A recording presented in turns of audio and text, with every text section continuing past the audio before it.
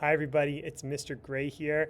I've gotten a very warm welcome back from all of you. It's my first week back here at school, but I am happy to have met all of you this week at parent conferences. It was a really fun week to be back, not only to get to meet the kids, but also to get to meet all of the families. It has been really fun to meet with you and to get to know your students more, and also to get to know you and your students more by meeting all of you together. So that was really, really fun. We hit on a lot of topics. The biggest thing I tried to get across was that I just didn't have a lot of direct information from you, as you know. But of course, anytime you have questions or comments or would like to meet this year, please let me know. We can always find time for that. If there's something that is on your mind. Speaking of conferences, at the end of my email that I will send on Friday is usually very short. It's just a link that has this video and some other information. But this week I put a lot of information that was kind of I put together all the things that we talked about in all of the conferences. There are also things I've talked about in years past. Fifth grade is a special year for many reasons, but the biggest reason is that it's just a big time of change. In lots of other districts, this is the last year of elementary school before middle school. So the same issues come up year to year with this age of kid. And so I put those all together in a note that's at the end of the email. None of it necessarily, some of it will apply to your child and some of it won't, but that's okay because it's just kind of things you can have on your mind throughout the year. And of course, if you have any questions about that, please let me know.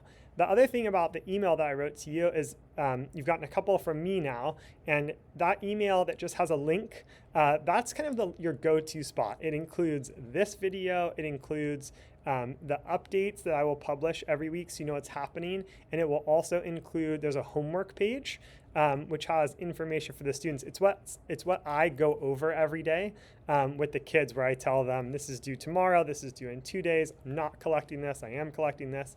So there's a lot of information there for you, but that link is good. You might want to bookmark it, or you'll get it every week on Friday morning and you can kind of revisit it as needed. You can also expect a video like this from me almost every week.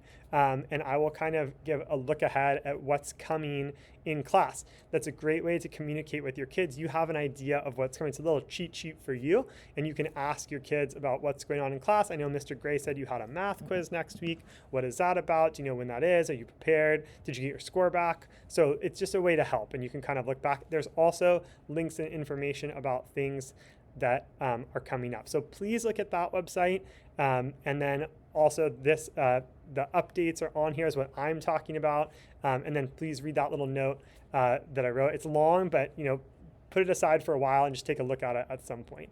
So a few announcements. There is no school on Monday, October 13th.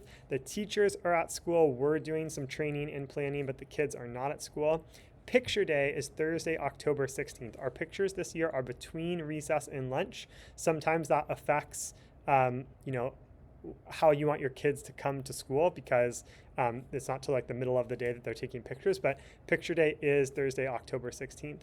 Everyone has signed the planetarium permission slip, so thank you very much for that. And I have chaperones, so thank all of you who told me you were available at that time.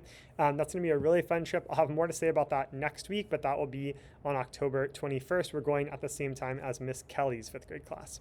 In reading next week, we just started our unit on analyzing theme. The kids are supposed to be reading realistic fiction books. They might be reading a different book at home, and that's okay as long as they have finished their work for the work we do in class. The work we do in class has to be done with realistic fiction. Next week, we're going to talk about rereading key passages, analyzing perspectives, comparing and ranking evidence, and connecting character struggles to lessons or themes. We might get into that last part next week or the week after that. I'm going to start a read aloud book. I'm going to read aloud this book called Pax by Sarah Pennypacker. It'll take us a little bit of time to get through, but it's a really good read and a really good book. In writing, the kids will start a narrative writing unit. They'll start brainstorming story ideas and then try to put themselves, they'll start to draft, and the idea is they're putting themselves inside the story. So I'm not telling it as I'm remembering it, I'm trying to tell the story as if I'm there right now. And that is kind of a big challenge, but it really draws the reader in to your story. In math, we're going to continue working with decimals. The kids have worked on adding and subtracting decimals with Mrs. Munoz. We've been practicing multiplying decimals with me. And so we'll take a quiz on those three things. And then next week, we'll start studying division with decimals. Adding, subtracting, and multiplying is a lot of review. And I'm kind of giving them strange cases where that happens. So it really kind of taxes their thinking a little bit. But division with decimals often throws some people for a loop because it's just a little bit of a different way of thinking about things. So that will start next week and into the week after that. In social studies, we are doing a unit called the Age of Exploration. And what we're spending most of our time on is we're going to look at primary and secondary sources from the time of Christopher Columbus. And we're going to talk about why, we're going to try to answer the question, why did King Ferdinand and Queen Isabella sponsor Christopher Columbus? What were they really trying to get out of that, since there was so much unknown and so much that could have gone wrong? The kids will have science lab with Mrs. DeMarco next week. We're not doing anything with language next week. We will get to that. And then we'll also be meeting with our second grade buddies. So thank you again. It was so nice to see everyone, and I had such a warm welcome back. And I'm so happy and excited to be back at school and be with your students. I think we had a lot of fun this week, and I'm expecting that to continue throughout the week. Anytime, if you have questions, comments, want to meet, please let me know. I hope you all have a really great weekend, and I will see all the kids next Tuesday. Bye-bye.